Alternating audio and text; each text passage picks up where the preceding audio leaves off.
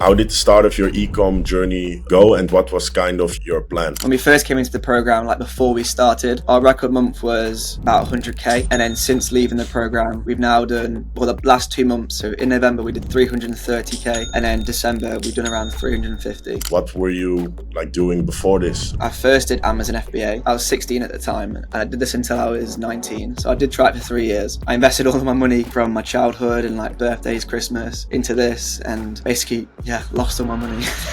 Before this, you also told me that you was in the construction business. Yeah, I used to work labouring, doing bricklaying. At the start of your ECom journey, you were still doing this on the side laboring. Every penny I earned from that, which wasn't massive amounts, but I then invested into buying stock and running ads and stuff. Can you tell me how did the journey progress afterwards? I said to my business partner Scott, I want to achieve 300k before Christmas. I think Black Friday we did 30,000, and then December we did around 350.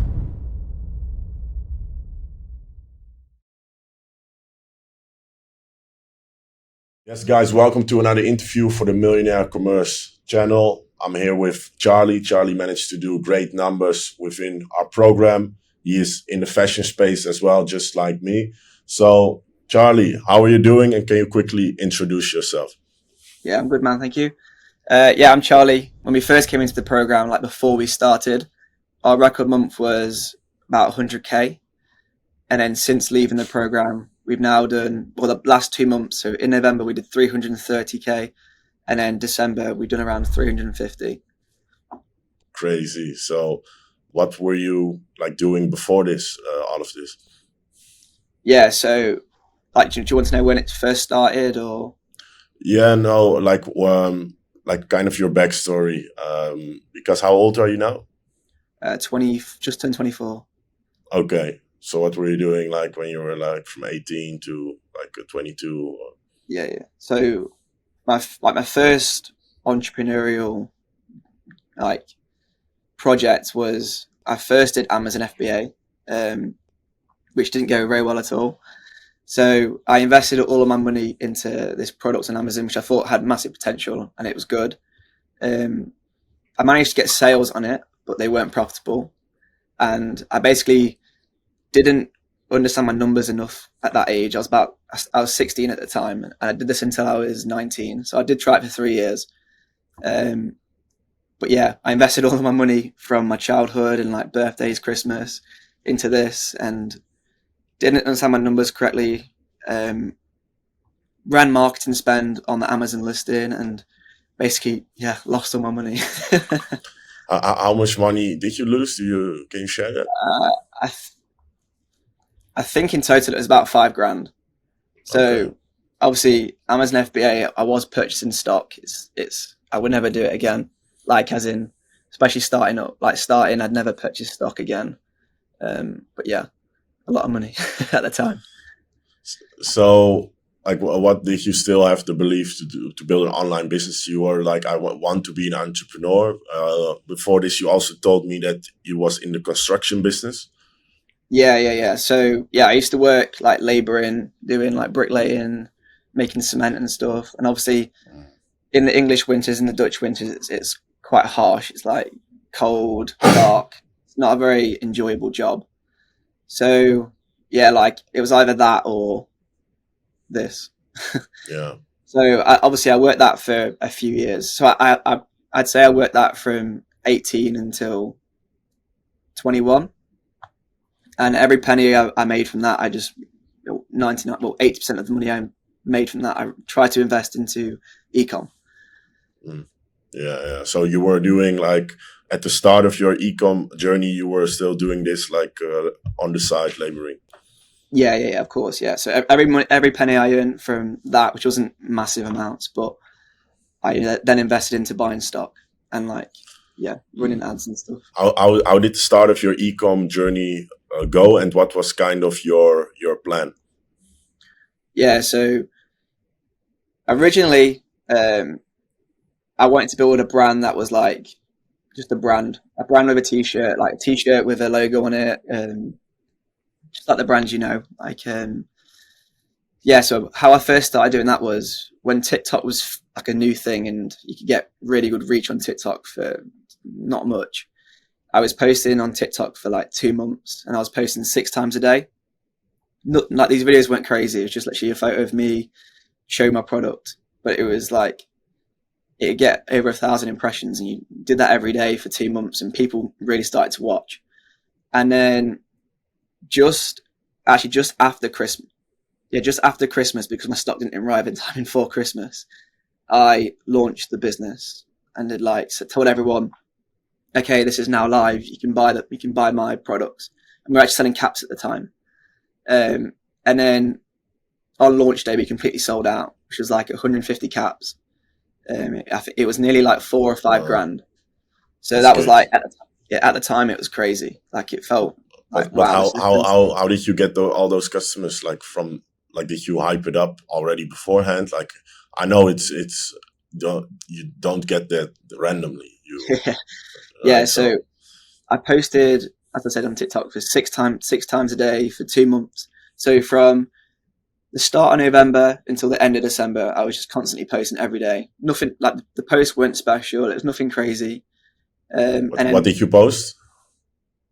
Literally just videos of me like doing selfies, trying to do like viral content. It was very cringy, and I hated doing it. I really didn't enjoy doing it, but I thought this is such an opportunity. I can't not do it. So I was like making cringy TikToks and showing my products. And at the time, we had some really nice packaging, so it made the product look really, really premium. So like I think people did like the product, and they liked the packaging. They liked how it would make them feel, I guess. And then in January, right at the start, we launched, and did well. So can you tell me, how did the journey progress afterwards? Yeah, so we had no more days like that. I started to think like, I don't want to be making cringy TikToks the rest of my life. Like I don't enjoy doing this. So what's more of a sustainable avenue? Where can I make one video that's really nice and then send it to more people, which is like Facebook ads. So then I started getting into Facebook ads, and at the start it didn't go very well at all. It didn't go terribly, but I didn't really have any understanding of what made a customer buy. I was just like, put a photo on Facebook, hope people come, and just hope for the best. And that obviously doesn't happen. So then I'd say around March time, I started to think about offers and how can I make customers come to me for the easiest way possible. And that's obviously like bundling. So I then started to do buy one, get one free on the caps, running the Facebook ads, running TikTok ads. And that did okay. Like it did all right. And it never really got any traction until 2 years later when we started to change the product. We really I started to look into market desires, how to make people buy. So was that this year? Yeah, so that's right at the start of this year. So this January, so January 2024, we made more profit in January than we did for the whole of the 2023. And that was just by a few things. So we found a new product. We changed from caps, completely different product now. And we also changed like the way we fulfill products as well. So we used to fulfill in the UK to solely UK customers. And now from January moving forward, we have a fulfillment center in China, and that fulfillment center fulfills orders all over the world, which obviously just expands the market massive. Yeah, it's a big change and also competitive advantage. So we are also doing like partial China fulfillment with our brand Icon. But can you tell for your brand, like what changing the fulfillment from UK to like China, what it did? Like it opened up more markets, but I know there are also some other benefits. Yeah. Can you touch on that? Yeah.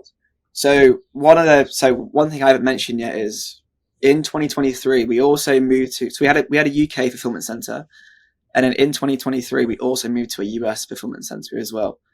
Now, I sent 10 grand of stock to the US to like get things started.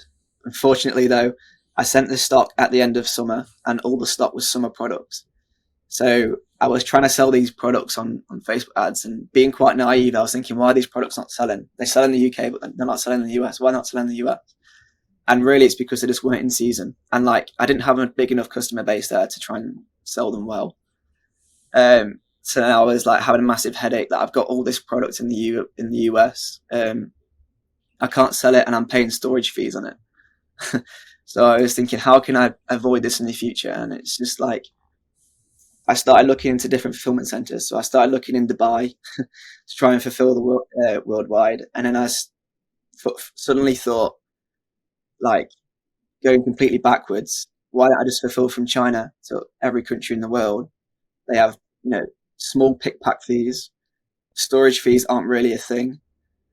And like, it just massively alleviates risk, because if my product doesn't sell well in certain markets, it probably will in other markets.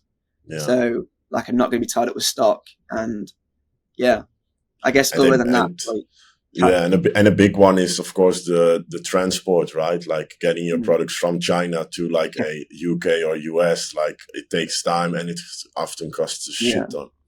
Yeah, I was about to say, so the cash flow is so much better as well. Yeah. So what did you do? Like, you moved the fulfillment back to China. Did you instantly start targeting worldwide in the ads? Or what changed, like in the marketing side? So January we had it was two things that happened well. Obviously, we released a new product, which was massive for us, and then we also had the worldwide fulfillment. I think to begin with, we only started with UK right at the start, but the ROAS we were getting was so good that it was okay. Like, we were getting like a 4 to 5 ROAS just because of this new product we released. And then after that, I think we started to fill into the US as well. Yeah. So what numbers were you doing at that time exactly? Because that's earlier this year, right? Yeah. So January we did just over 30k pounds, that is. So $40,000. Yeah. And then when we got to April, I think we did 30 January, similar numbers February. We had trouble with our ads, like fatiguing. And then in April, figured everything out. We managed to hit 100 in April. Yeah, that's massive. Like hitting your first 100k month. Yeah. So, moving forward, because you are efforts going into the summer, when was the moment that you were like, okay, we're at this plateau, I want to maybe join the coaching we have, or like, how did that go about? Yeah, so through summer we had a few troubles with our payment processor. We had issues with that. We had issues with fulfillment, so we had a bit of a rough time, and also our ad account got hacked as well. But that's all it's just one of the things. And then you're on agency accounts or your own ad account? Own ad account. Oh, that's really shit. Yeah. That's not it's all common. good now, though. It's good now. Yeah. Okay, good. And then I'd say we joined the coaching about 3 months ago, and just before that we were doing probably about 130,000, and we just thought we want to take it massive. Like, we want to really push our beliefs beyond what we can achieve, and as well push our knowledge beyond what we know. And I said to my business partner Scott, I want us to achieve 300k before Christmas. And yeah, like I think Black Friday we did $30,000. So for me, it was more about, this coaching was more about pushing my beliefs beyond what I think's achievable right now. So then, for example, if I wanted to carry on, I know I could do these numbers, so I'm comfortable doing them. Yeah. So you had limiting beliefs holding you back that you could do numbers like this with your brand. I think so. Yeah, definitely. Must have been eye-opening to hit 30k in a day. Oh yeah, it was crazy. So I don't know if we mentioned it this time, but can you touch on like the numbers you then did, like within our program, or we helped you grow towards, like in November, December? Yeah, I think so. The month before November we did, which is when we started the coaching, I'm sure we did 200. November we did 330, and then December we did, I think we're still going, but Around 350.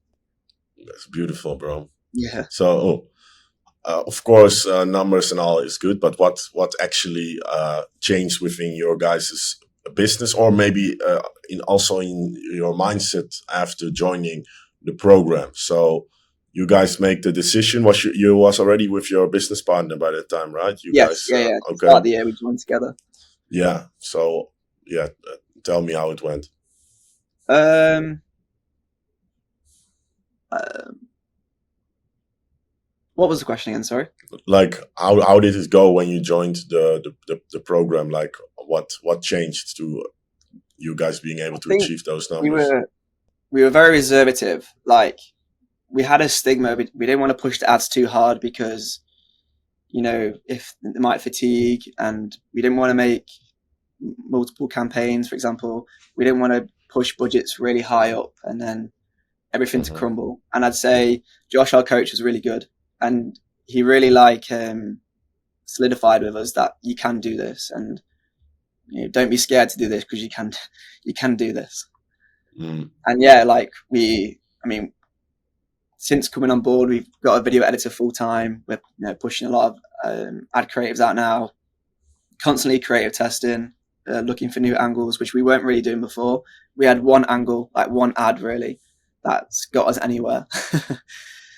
Yeah, and now we're just pushing. I guess we learned that volume's the game, so Yeah, you got to do volume with everything, otherwise you're just going to get crushed. bro, it's so important. If you look how much creatives we test with our Yeah, brand, but it's just like if you want to do big numbers, you're putting big budgets behind it. You just need creative. Like, yeah, we got so 100%. many creatives like coming in every week. So Yeah, how do you guys go about like your creative strategy with the brand? Are you still you as a founder like very involved in that? I guess so, right? It's very yeah. I important. mean, so Scott, my business partner Scott's actually from like a videography background, so he's better at that than me now. So for the last year, Mm, he's been creating all the ads, and then within the last month, we've had a video editor. So now Scott's more doing concepts and trying to find new angles, whereas I'm trying to focus more on everything else in the business. So how can we make better products? How can we get better terms with suppliers? yeah, Just trying to think how can we take the business to the next level. yeah, yeah. So, well, like you focus on product, he's more on like creative side. Can you kind of break down who you have right now in your team? Yeah, of course. So we've got a full-time videographer, video editor. Um, we actually shoot all of our content ourselves right now. So we have models in the UK. We'll go and shoot with them. Mm, Um, we have customer service. Other than that, we had a store manager, but wasn't great. But yeah, I'm definitely looking to expand the team. So, but you it's don't just like need in the beginning. You don't need much. It's crazy, right? yeah, yeah, Bro, I did 1 million in a month with Icon with 5 people. yeah, yeah, It was like it was not fun to be honest, but I, yeah, I yeah. I hit those records. So talking about like what performs the best for you guys? Photo, video, like what type of ads? All video. I mean, we want to test more photo, but as I said, this year has been like it's just been maximizing what works. Whereas this next year, I really want to push on like testing more products, testing more styles of creative, testing more angles, and trying to Mhm. find just expand our customer base, I guess. But Do you yeah, guys have? Yeah. Do you all do you video ads. go ahead? Okay, all video ads. So you Yeah. haven't even like properly tested photo ads. No, not really. You should We're really. only really done photo ads with discounts. So obviously Uh, works well for a little bit of time. yeah, like don't get me wrong, like video has pushed us also very very hard, but pictures are doing good, like also carousel content and just like pics, like because I briefly checked out your website before this interview, like what you guys run as like product photos, you can also just run as Yeah, yeah, ads. yeah. Yeah, so that's Yeah, I what I think would prefer. definitely definitely in this next year, we're going to try more types of content. Definitely. What has been like the main bottleneck, if you can speak about that, or a lesson you would be able to share? It's now been 2 or 3 years of running this brand, right? So Yeah. I think obviously in the fashion space, number one, I've got to say number one's products, because that's taken me from, in January I changed my products and I made the same profit in January as I did the whole of last year. So that's obviously massive. And then I would say what customers you can advertise to as well. Like for me, moving to China opened the world up as a market. I think them two things for me are massive. And then I guess, your video ads have got to be looking good. Yeah, especially with fashion. Yeah, if definitely. if it doesn't look good on content, people won't buy. Yeah, That's exactly. Yeah. one of the biggest secrets I found out. Like if Yeah. you're if your product doesn't fit properly on the model, then often already the Yeah. shoot is Yeah. fucked. Yeah, No, definitely. I totally agree with that. yeah. What is like your best performing market? US. Oh, really? So yeah, US is obviously UK is good, but US is so consistent, and obviously it's massive. So the room for growth, I think, is huge. We've actually been, That's great. yeah, we've been told to double down on the US market. So yeah, US is. I've heard it's hard to get in the US, but I feel like if you get in there, then it's good. What's the kind of your guys' split? Is it like 50% of the revenue or more even? 70, I'd say Wow, 70%. Yeah, that shows like huge potential going into yeah, yeah, the new year. yeah. No, You, it's exciting. your goal is for sure 1 million in a month for next year. Yeah, I was gonna say it's your fault. We have to keep pushing for these big goals, because I yeah. see you doing these big numbers, and I'm thinking I want a Of bit of that course. pie. Yeah, and the pie is big enough in the US. Exactly. Yeah, yeah, No, like why I say that is because 70% is massive.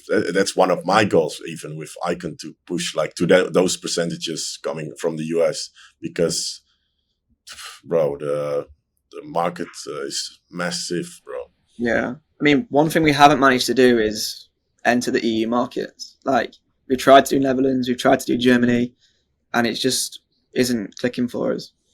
But the Don't US, I bother think about it. don't Don't worry bother about about it.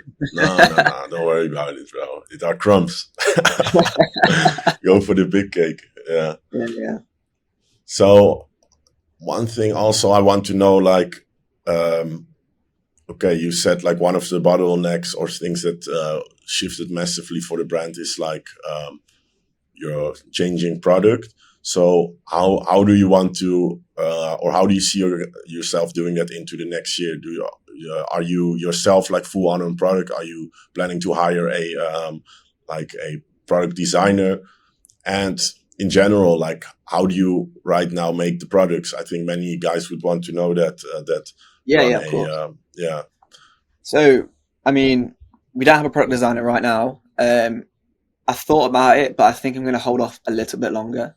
Um, I'm trying to negotiate right now better terms of our suppliers. So, I mean, one thing we do have is we have dropship terms of our customized products. So, obviously, you've seen the products on the website, but for everyone listening, we sell completely customized products. But we have a supplier who's willing to purchase the products on our behalf, and then we pay them when we sell it. And then moving forward into the next year, I'm trying to negotiate with them that we can do that with new products as well, so we can do more product tests. But yeah, like I'm designing the products for myself, and then I think for the next 6 months I'll be doing that at least. But to design products is it's very simple. Like I can either send a piece of icon to China to Yeah, copy, yeah. or just send photos. It's not as Especially when working with China, they can yeah, make they're everything. amazing. Yeah, yeah. Now they're I think the process of designing products, especially in the fashion space, is pretty simple. You don't have to overcomplicate it. Yeah. So you sell year-round products.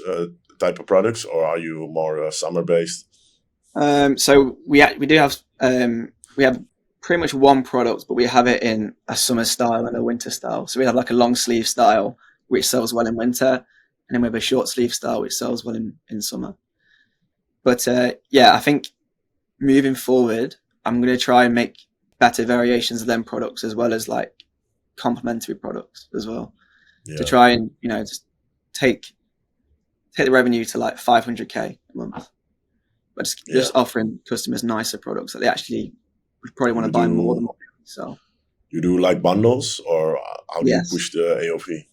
Yeah, so one thing we do is we do a buy one get one half price offer, which does help a lot. Like our AOV is that, like, we do get 1.5 times every not like 80% of customers do use the bundle. So second item 50% off. Mm-hmm. Yeah. How are your margins? Pretty good. I'd say on a single unit, like 75-80%, round about there. And then obviously bundle brings your margin down, but you get your AOV, which helps. Do you work with multiple suppliers, or do you have like one go-to? I've got 2 suppliers really. One for one product, and then the other one's really good at negotiating, and he's got good prices. So I'm going to probably do more products with that second supplier. You should, like, because do they also make the same product? Like each supplier can make the same product. I would quote prices at multiple, and then kind of like put them up against each other so you can push prices down. I mean, I've got samples of the long sleeve product we sell from this second supplier, but the quality is not as good, but their price is lower. But on all the other products, they can basically match quality for a lower price. But I think our prices are pretty competitive as they are right now. Yeah. What is the main reason you would say, if someone asks you, like, why do people buy your products?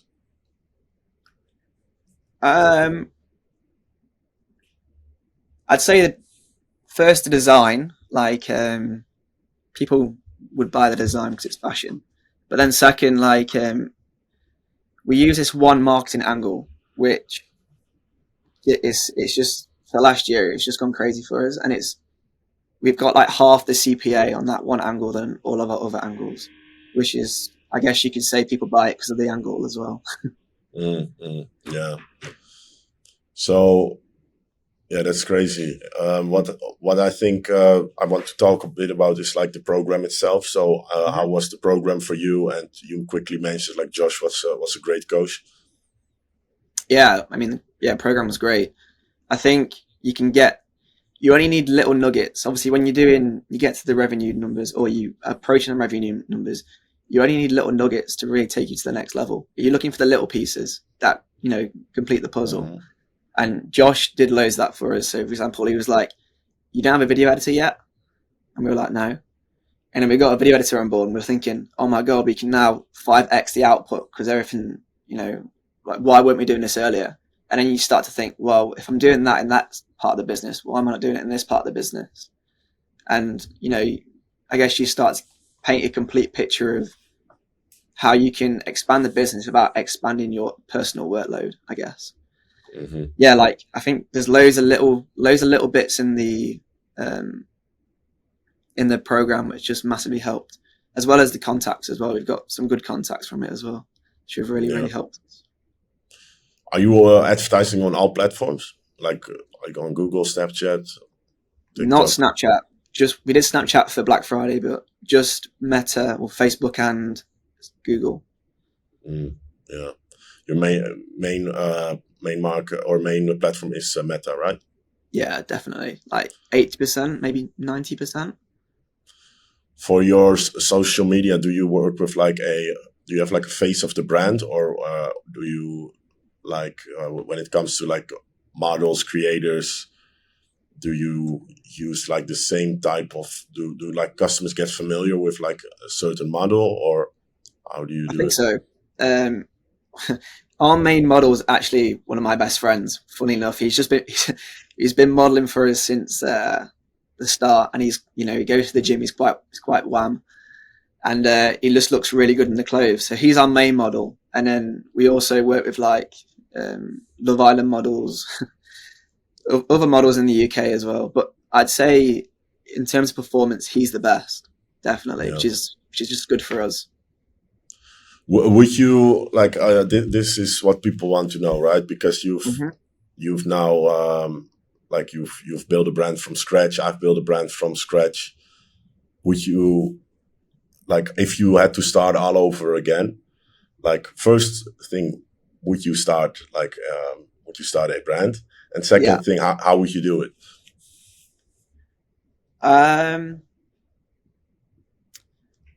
Well, I definitely fulfill from China straight away. That would have saved me 3 years. And then I'd probably, it's a difficult one between like doing customized product versus drop shipping, because obviously I went down the customized route straight away, and I didn't really have any experience in selling like ready-made products. But I'm sure you could find the ready-made products that are super in fashion. Like I know you sold the jeans when they were massive in Netherlands. If I was starting today, I would find what that product is and then build a brand around that product. Yeah, that's super in fashion right now. Yeah, if people come to me and they ask me like, oh, I want to start a brand, like how would you do it?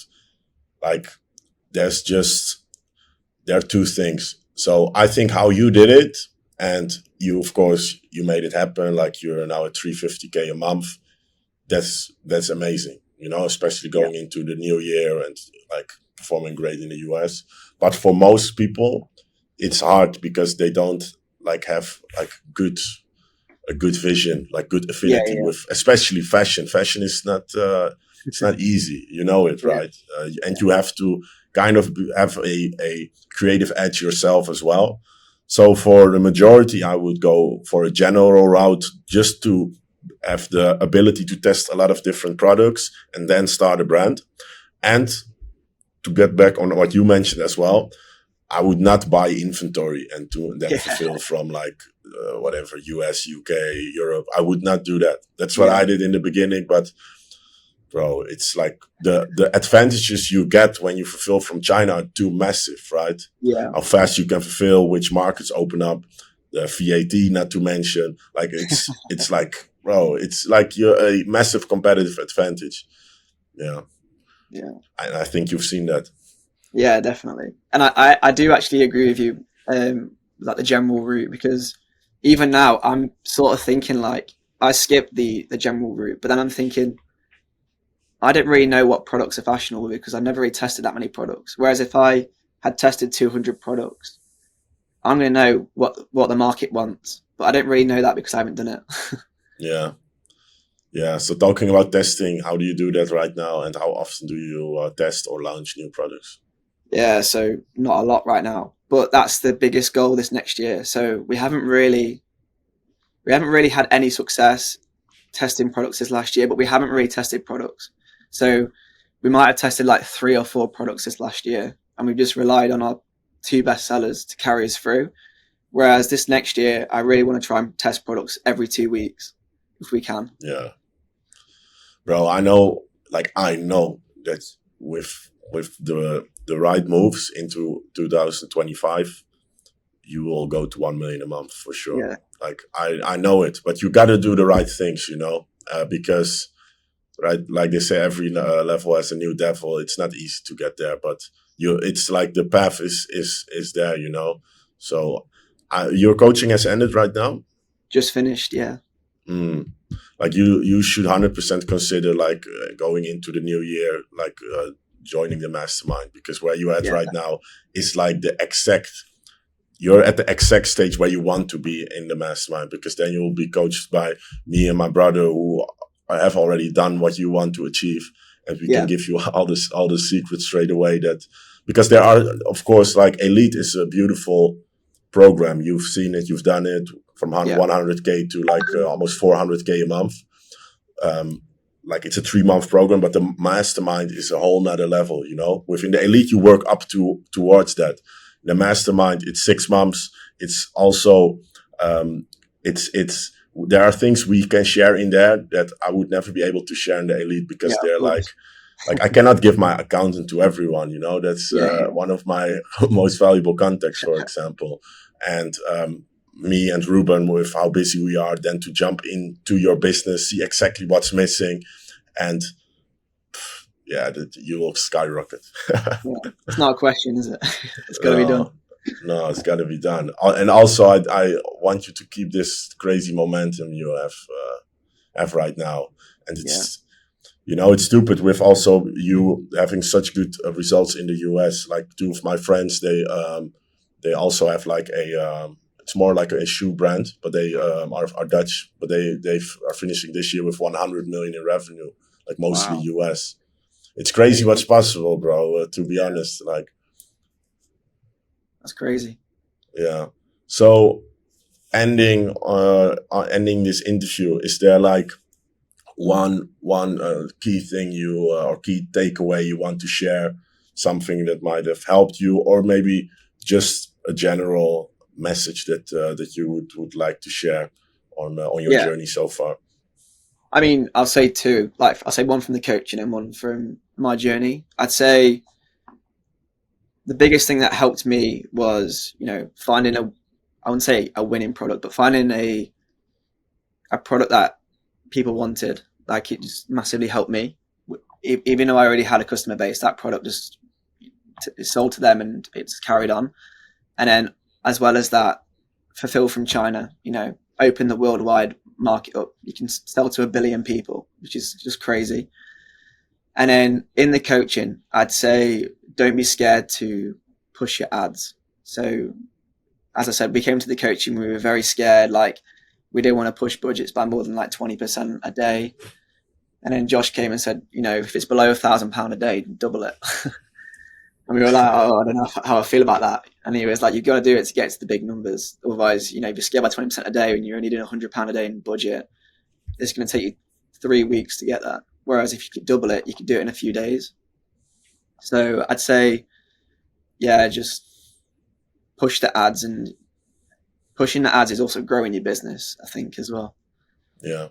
It's at the end of the day, to grow Icon to this level, I've pushed the shit ton in ads. Yeah. We've had months that we didn't make good profits, but you still do like big numbers because you win them people on the back end. Like, how many returning customers do you have, for example?